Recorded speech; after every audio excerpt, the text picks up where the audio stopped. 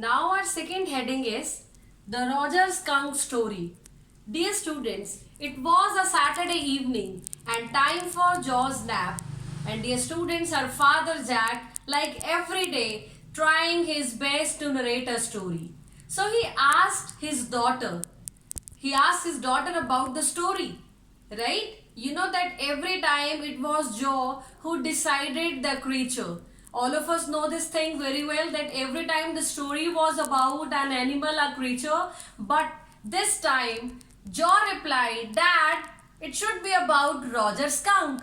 And the student, having a fresh hero, it stirred the Joe's enthusiasm. She was enthusiastic to know more about Roger Skunk, and Jack started narrating the story. That once upon a time there was a creature, Roger Skunk.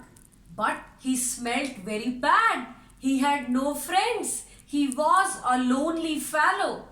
Because of his foul smell, nobody liked to come close to him. All the creatures, they loathed him, they hated him, and they ran away. They did not like to play with him. Dear students, with this problem, this creature, Roger Skunk, you know that like other creatures, he went to the wise owl. But before that, I want you to note down one thing, that when Jack narrated this story, at that time, Joe felt the pain of being rejected. And the way she reacted, it was unbelievable, it was unpredictable, and Jack was happy at this point because from the last 2 years he had been narrating the stories with slight variation. That's why Joe also knew the thing that what would be the next part of the story. So at this time when Joe reacted in between, his father liked this point. So dear students, Roger Skunk being rejected by his friends just because of his foul smell, nobody wanted to play with him, nobody wanted to come closer to him. With the same problem, he went to the wise owl.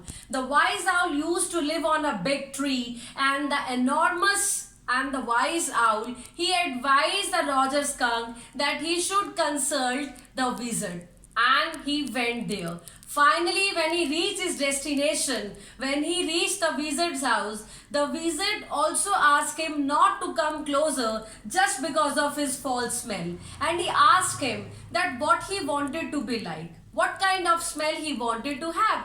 And the Roger Skunk replied that he wanted to smell like the roses, right? But dear students, at this point, Jack was interrupted. And you know that Joe, it was his daughter Joe who had become inquisitive a month ago, and she had started raising the questions. She interfered. She asked in between, Dad, were the magic spells real?